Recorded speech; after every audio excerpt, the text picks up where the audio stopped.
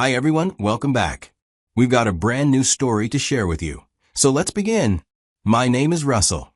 When my fiancée snapped at me in front of her friends, loud enough for everyone at the table to hear, that I couldn't satisfy her sexually and could barely provide for her financially, something in me finally broke.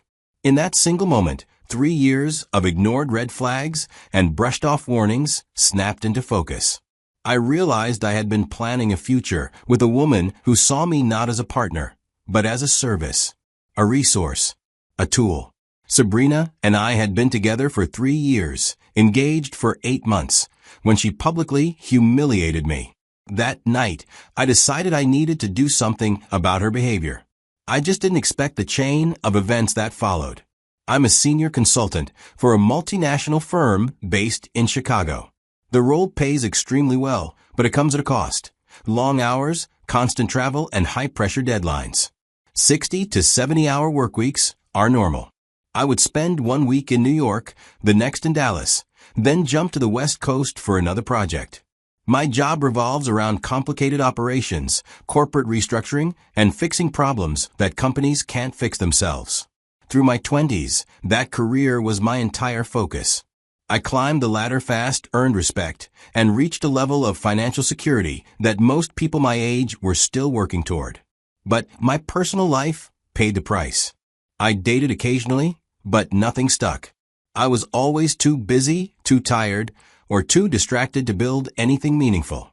By 29, the success felt hollow. I had money, reputation, and stability, but no romantic connection, no real partnership, nothing beyond work. Then I met Sabrina. I was 29, she was 27. A colleague introduced us because they both know each other well. Sabrina was stunning, model-level looks, perfect social presence, always flawlessly styled. She walked into rooms as if she owned them, and people noticed. She worked in marketing for a fashion company, which came with glamorous events, brand launches, and an expensive lifestyle. I was immediately drawn to her. She made me feel lucky, like someone at her level. Choosing me meant I had finally arrived. At first, she was warm, affectionate, and engaging. She held my arm in public and told me she appreciated how thoughtful I was. She loved the dinners I planned, the trips I took her on, and the convenience and comfort I could provide. At the time, I mistook that appreciation for genuine love. I told myself she was the reward for all the sacrifices I'd made. The missing piece that proved the long nights and endless flights had been worth it. My friends didn't buy it. From the start, they pointed out small things. My best friend didn't sugarcoat anything. He told me straight. The relationship looked one-sided. He said I was doing all the giving, all the adjusting, all the emotional heavy lifting. I brushed them off while rationalizing to myself that they didn't understand her. I believed she had a different way of expressing affection. I told myself real relationships required patience and compromise. I often saw my friends' concerns come from jealousy or overprotectiveness, not from anything real. 3 years into the relationship, I proposed.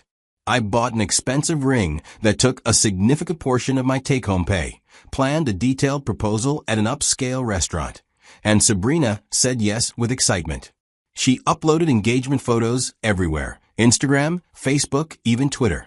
Her friends flooded the comments with praise. It looked like a victory for her, a moment she wanted everyone to witness. Then came the wedding planning. That's when the accurate scale of her expectations came to light. She became consumed with every detail. Costs didn't matter. Practicality didn't matter, only image. She insisted on a destination wedding in Santorini. White cliffs, blue domes, the kind of scenery that dominates luxury wedding blogs. She wanted drone footage, a private villa, and a ceremony timed for the perfect sunset. She wanted a wedding that wasn't just memorable, it needed to be enviable. I tried to raise concerns. Destination weddings were expensive beyond reason. Flights, accommodations, the venue, international vendors. All of it added up fast. But Sabrina dismissed every hesitation. This was her dream, she said. This was the wedding she had imagined since childhood. And we had the money. So why was I being difficult? Against my better judgment, I agreed. Since it was a one-day event, I saw it as an investment in our future. That if a destination wedding made her happy, then it meant something. That this was normal for couples with our income level. I began paying deposit after deposit. The venue alone costs more than some people spend on a car. Flights for the immediate family and us. Bridesmaid dresses, rental villas, pre-wedding photo shoots. Thousands turned into tens of thousands. Each payment made me more uncomfortable. Each time, Sabrina reassured me that this was standard for weddings of this level, and that we were not wasting money when we were creating memories. I believed her. 3 months before the wedding, Sabrina's closest friend bought a luxury Range Rover SUV. It was a high-end model with all the newest features. Sabrina's friend posted about it nonstop. Photos of the dashboard, videos of the test drive, captions about the leather seats, the panoramic roof, the dream car moment. It filled Sabrina's feed every day. Almost immediately, Sabrina's attitude toward her own car flipped. She drove a 2-year-old BMW sedan, a clean, reliable vehicle in excellent condition. Nothing fancy, but certainly not a problem. It still smelled new, and had never had a single mechanical issue aside from its oil and filter changes. It was more than enough for everyday driving. But once her friend got her Range Rover, Sabrina began calling her car trash. She complained that it was embarrassing, said it made her look cheap, and insisted people would assume I didn't care about her if that was the car she arrived in. She constantly compared it to her friend's SUV, almost as if the sedan suddenly became a symbol of how she felt I valued her. When we were together, she brought it up every chance she got.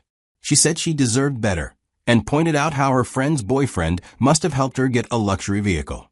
She framed it as a reflection on me, as if my fiancé driving a normal, modest car made me look careless or unloving. The complaints eventually turned into a demand. Sabrina told me directly that she wanted a new car, specifically a luxury SUV like her friend's, or something just as expensive. She liked it before the wedding, because she didn't want to show up to bridal events, dress fittings, or the ceremony in what she now called an embarrassing car. I explained the financial situation calmly.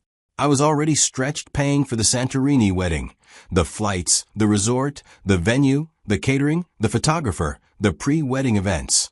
The whole destination ceremony required a massive amount of money and planning. Buying a high-end vehicle on top of that would mean taking on serious debt. And her car wasn't old, broken, or unsafe. It was in perfect condition and only 2 years old. There was absolutely no practical reason to replace it. She didn't argue openly right then, but her entire behavior changed overnight. She went cold. She answered texts with short, blunt replies. She acted irritated during conversations. She canceled plans for vague reasons. She became passive-aggressive about everything. Tone, timing, even small comments. It was clear she was punishing me for not instantly saying yes to the luxury SUV she wanted. After several days of cold treatment from Sabrina, I suggested we have dinner at her favorite restaurant. I thought a calm evening together might reset the tension. Maybe we could talk, clear the air, and get back on track. She agreed, though she didn't look enthusiastic. I left work that evening exhausted from a long day, but genuinely hopeful. I wanted the dinner to smooth over the argument about the car and restore some normalcy. I was ready to put in the effort if it meant we could reconnect. When I arrived at the restaurant, I was surprised to see Sabrina already seated, not alone, but with 2 of her closest friends. One of the friends was the one who had bought the SUV, and the other was a regular in her social circle. They were chatting and sipping cocktails before I stepped in. I paused, confused. We had discussed this as dinner for just the 2 of us. But when Sabrina saw me, she smiled and told me her friends had spent the entire day helping her with wedding planning, so she thought they deserved dinner too.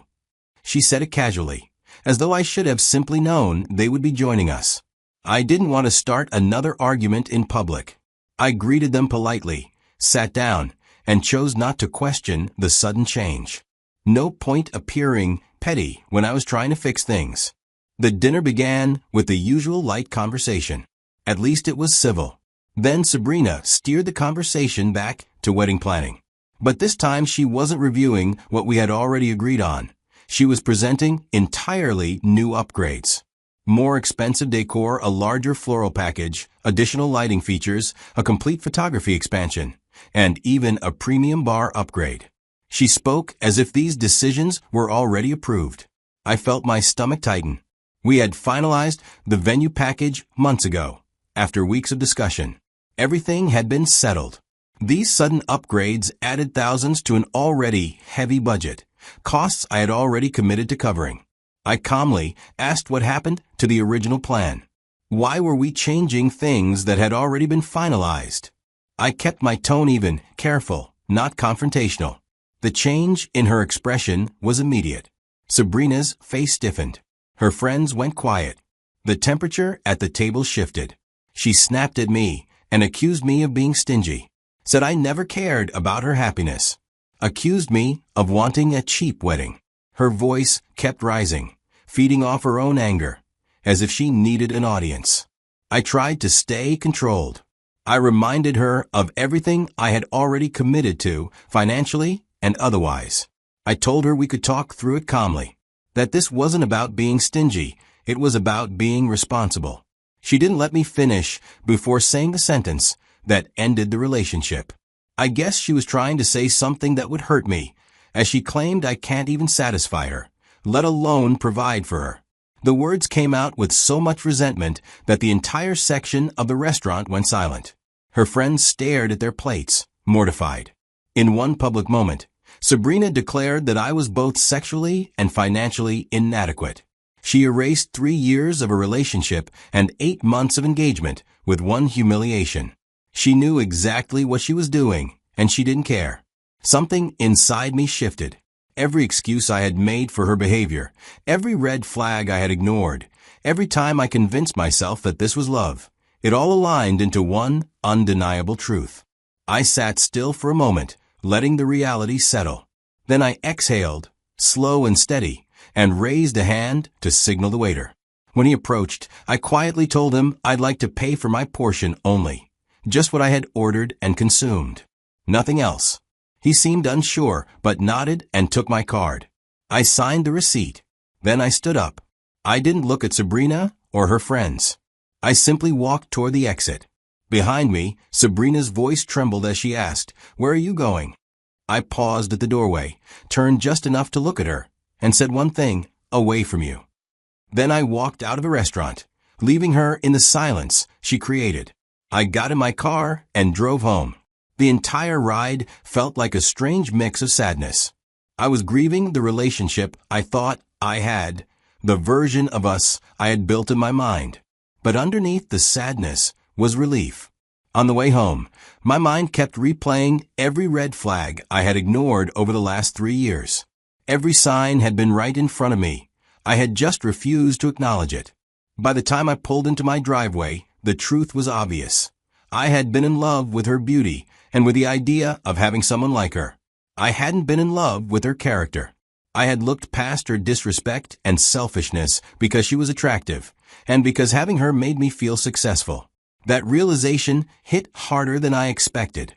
I walked inside and sat on the couch, still in my work clothes. I just sat there in the quiet, letting everything settle. Whatever attachment I had left was gone.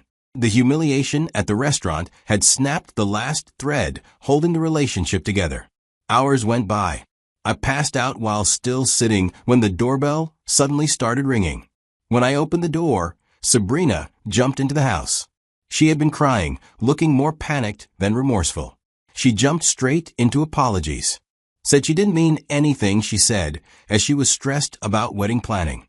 She claimed that I embarrassed her by walking out, and I needed to understand the pressure she was under. She threw every excuse she had at me, each one carefully designed to make this my fault, that I was too sensitive, too emotional, too unforgiving. I said nothing. I let her talk until she ran out of lines. When she finally stopped, I answered calmly, "There's no need for your apology. I'm done. The wedding is off." Everything about her face changed. The crying stopped instantly. She froze, like she couldn't process the words.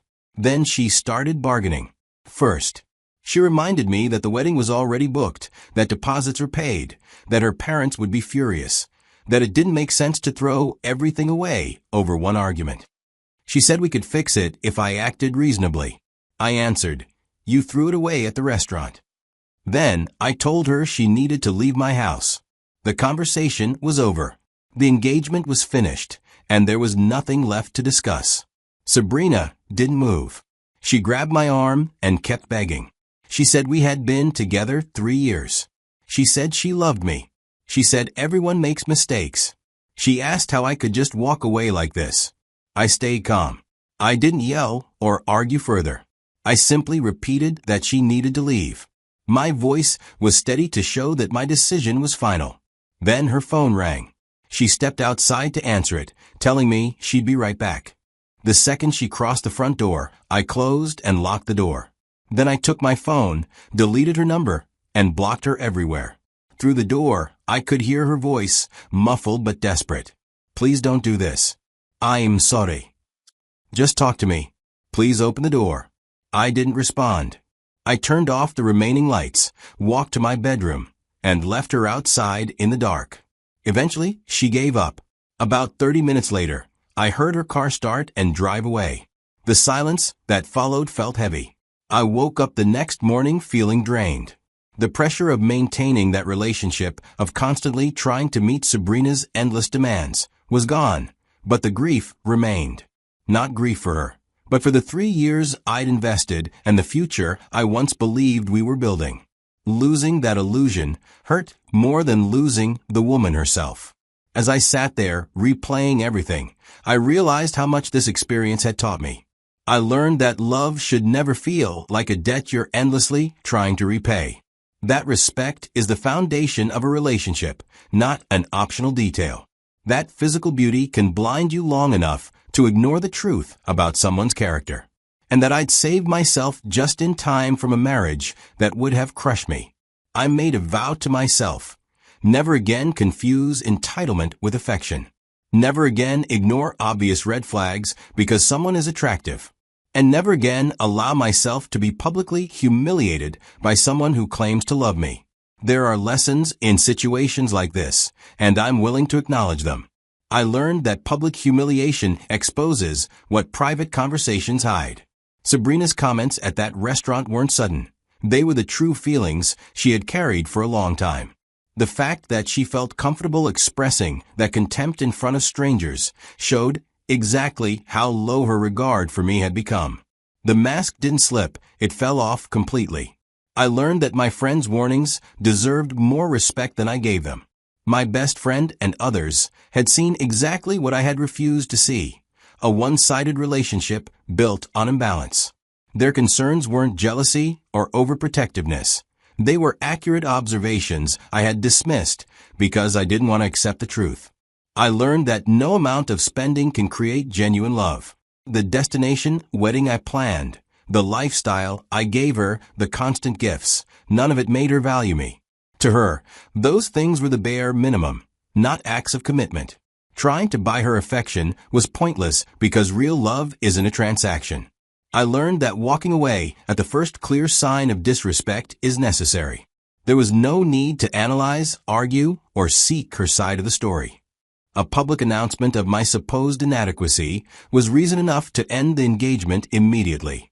Some words cross a line that can never be uncrossed. But the most important lesson was simple. Being alone is far better than being with someone who looks at you with contempt. The relief I felt soon after ending the engagement was the clearest sign that I had already been unhappy for a long time. I had spent so much effort trying to keep the relationship alive that I didn't realize how miserable it had made me. The practical aftermath was messy, but it was nothing I couldn't handle. I had to cancel every part of the Santorini wedding. The venue, the catering, the photographer, the flights, the hotel blocks, everything. Most of it was non-refundable. I lost somewhere between $20,000 and $30,000 in deposits and fees. It stung, but it was still a small price to pay for the disaster I avoided. I saw it as an expensive lesson in seeing people clearly and valuing myself. Better to lose money than lose years of my life to the wrong person. Sabrina didn't accept the breakup. She rotated through every method she could think of to reestablish contact.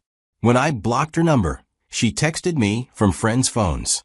When I ignored the texts, she switched to email. When that didn't work, she started appearing at places she knew I visited, my gym, my favorite coffee shop, certain restaurants, pretending it was a coincidence. She tried to create moments where I'd be forced to talk to her. I didn't give an inch. I maintained absolute boundaries. I didn't respond to a single message. If she showed up somewhere, I walked out immediately. I told our mutual friends clearly. I wanted no communication, no negotiation, and no reconciliation. She responded by trying to flip our shared social circle against me. She told people I had overreacted to one comment, and that I was being cruel by refusing to speak to her. She claimed she'd apologized and that I was holding a childish grudge. Some friends believed her version. They told me that relationships require forgiveness, that 3 years together deserved more effort, that ending everything so fast was immature. They looked at the length of the relationship, not its quality. But others, especially my best friend, who had warned me about Sabrina's personality since the beginning, were fully supportive. They said I did exactly what I needed to do. That Sabrina had finally shown the side of herself she kept hidden. That instant walk away was a sign of self-respect, not impulsiveness. I lost a few friendships over the breakup. People who sided with Sabrina or who thought I should tolerate public humiliation to keep the peace. If someone couldn't understand why being mocked by my fiancé in front of an entire restaurant ended the engagement, then they didn't understand me at all. Even Sabrina's family tried to intervene.